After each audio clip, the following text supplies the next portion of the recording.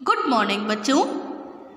आज हम हिंदी में चैप्टर नंबर 14 श्रवण कुमार, हम इस चैप्टर की आज एक्सरसाइज को सॉल्व करेंगे। ठीक, तो देखिए आपकी जो एक्सरसाइज है उसमें आपका जो फर्स्ट क्वेश्चन है वो क्या है? मौखिक प्रश्न। मौखिक प्रश्न, तो आपको पता ही है कि आपको इस प्रश्न का उत्तर ओरल में ही देना होता है। ठीक, तो पढ़ते हैं प्रश्न। देखिए फर्स्ट प्रश्न क्या है?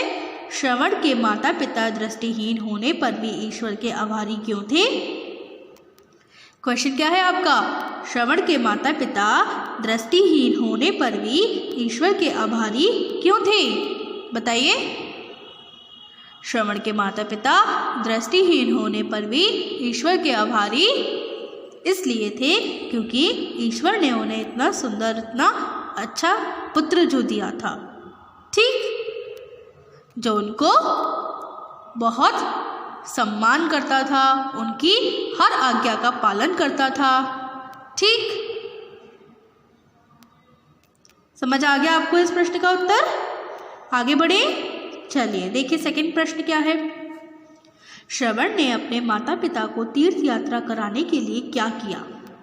श्रवण ने अपने माता पिता को तीर्थ यात्रा कराने के लिए क्या किया? बताइए।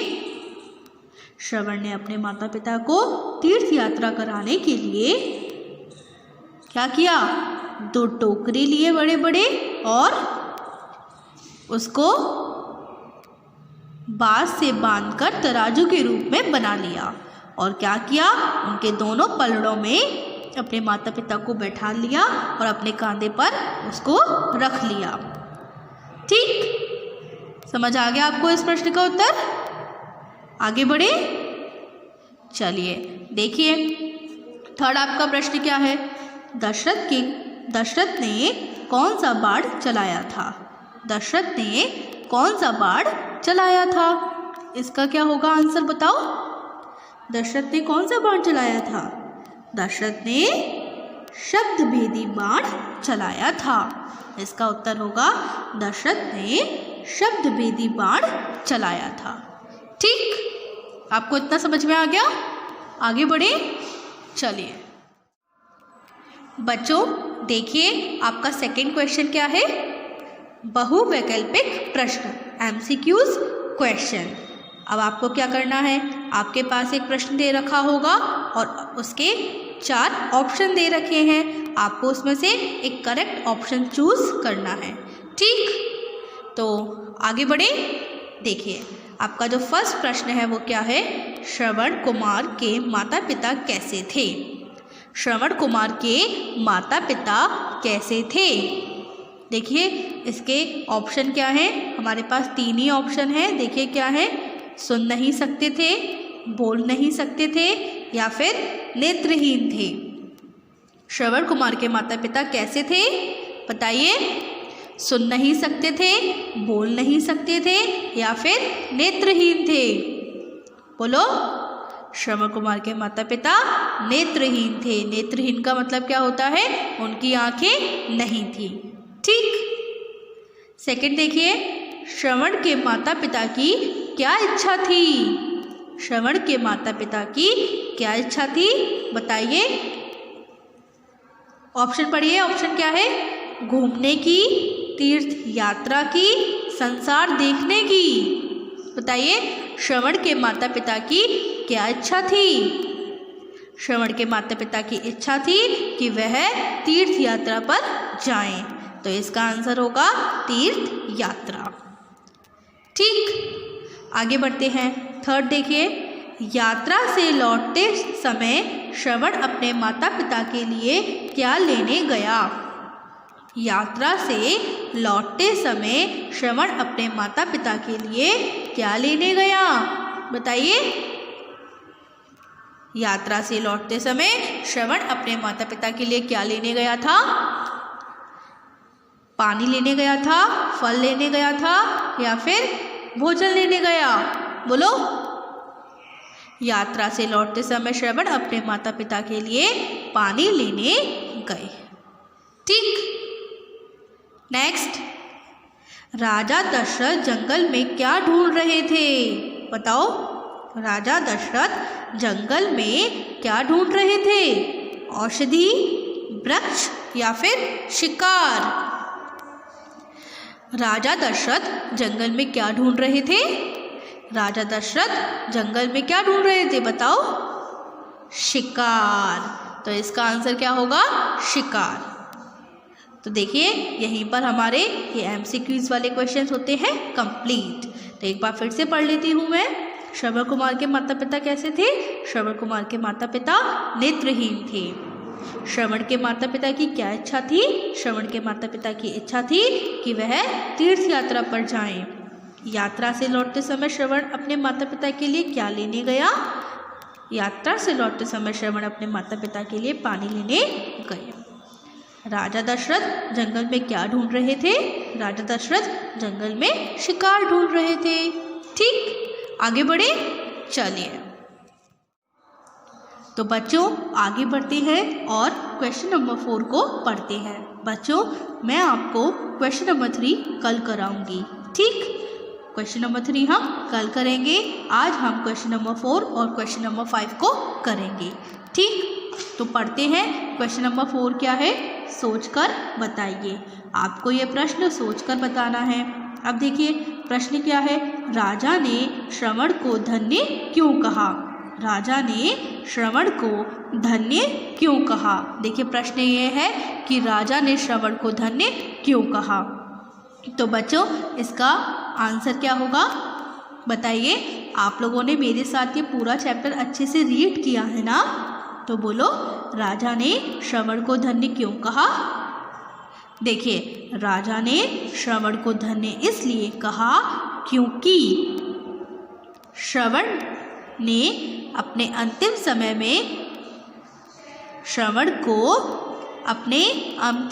में केवल अपने माता पिता का ही ध्यान था। राजा ने श्रवण को धन्य क्यों कहा?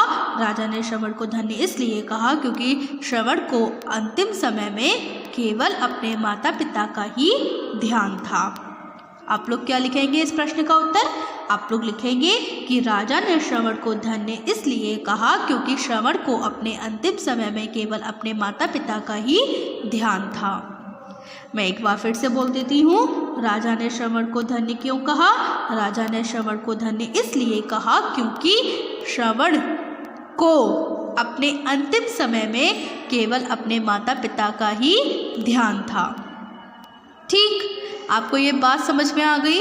ये आंसर समझ में आ गया इस क्वेश्चन का? अच्छे से आगे बढ़े। चलिए आगे बढ़ते हैं और क्वेश्चन नंबर 5 को पढ़ते हैं। देखिए क्वेश्चन नंबर 5 क्या है? किसने किससे कहा? किसने किससे कहा? ठीक, अब हमें कुछ वाक्य पढ़ने हैं, सेंटेंस पढ़ने हैं और उसमें पहचानना है कि ये सेंटेंस किसने किससे कहा। आप लोग रेडी हैं इस प्रश्न को करने के लिए? तो चलिए पढ़ते हैं सेंटेंस को और बताते हैं कि ये किसने किससे कहा। देखिए फर्स्ट आपका जो प्रश्न है वो क्या है? उन्होंने हमें श्रवण जैसा बेटा जो दिया है। क्या है? उन्होंने हमें श्रवण जैसा बेटा जो दिया है। आपका जो प्रश्न है वो क्या है? उन्होंने हमें श्रवण जैसा बेटा जो दिया है। अब आपको बताना है कि ये वाक्य किसने किससे कहा था। बताइए मुझे। ये वाक्य श्रवण की माता जी ने श्रवण के पिताजी से कहा था। तो ये वाक्य का आप आंसर क्या लिखोगे? किसने किससे कहा? माता जी ने पिताजी से कहा। ठीक, समझ आ गया आपको इसका आंसर? अच्छे से आगे बढ़े। चलिए सेकंड सेंटेंस पढ़ते हैं। बेटा अब हमारी एक ही इच्छा है कि हम तीर्थ यात्रा करें। बेटा अब हमारी एक ही इच्छा है कि हम तीर्थ यात्रा करें। तो बताइए ये वाक्य किसने किससे कहा? कि बेटा अब हमारी बस एक ही इच्छा है कि हम तीर्थ यात्रा कर लें। तो देखो आपको याद आ रहा होगा कि ये वाक्य पिताजी ने श्रवण से कहा था। तो आप लोग क्या लिखोगे? पिताजी ने श्रवण से कहा। ठीक, समझ आ गया आपको अच्छे से? आगे बढ़े, चलिए थर्ड पढ़ते हैं। क्या तुम हमारी ये इच्छा पूरी कर पाओगे? क्या तुम हमारी यह इच्छा पूरी कर पाओगे? बताओ, ये सेंटेंस किसने किससे कहा था? ये सेंटेंस किसने किससे कहा था? ये पिताजी ने श्रवण से कहा। पिताजी ने किससे कहा? श्रवण से कहा। फिर से आप इसमें क्या लिखोगे? पिताजी ने श्रवण से कहा। ठीक, नेक्स्ट, बेटा बड़ी प्यास लगी है। बेटा बड़ी प्यास लगी है। आपको ये तो पता होगा किसने किससे कहा था? माताजी ने। माताजी ने श्रवण से कहा। माताजी ने श्रवण से कहा था कि बेटा बड़ी प्यास लगी है, थोड़ा पानी ला दोगे? यही तो था ना? हाँ, तो आप लोग क्या लिखोगे? माताजी ने श्रवण से कहा। ठीक, आगे बढ़े, देखिए आगे का सेंटेंस क्या है? यही मेरी अंतिम इच्छा है। यही मेरी अंतिम इच्छा है। तो ये तो आप लोग आसानी से बता सकते हो कि ये वाक्य किसने किससे कहा था? ये वाक्य श्रवण ने दशरथ जी से कहा था। ये वाक्य किसने किससे कहा? ये वाक्य श्रवण जी ने दशरथ जी से कहा कि यह मेरी अंतिम इच्छा है। ठीक, आगे बढ़ते हैं। लास्ट, अंतिम समय में भी तुम्हें केवल माता पिता का ही ध्यान है। अंतिम समय में भी तुम्हें केवल माता पिता का ही ध्यान है। ये वाक्य किसने किससे कहा? ये वाक्य दशरथ जी ने श्रवण से कहा। दशरथ जी ने श्रवण से कहा। ठीक, आपको ये अच्छे समझ में आ गए दोनों क्वेश्चन? तो बच्चों, अब आपको होमवर्क में क्या करना है? आपको होमवर्क में चैप्टर नंबर 14 की एक्सरसाइज में क्वेश्चन नंबर 4 और 5 आपको अपनी नोटबुक पर सॉल्व करने हैं। ओके, अब मैं मिलती हूँ आपको कल। जब तक के लिए गुड बाय।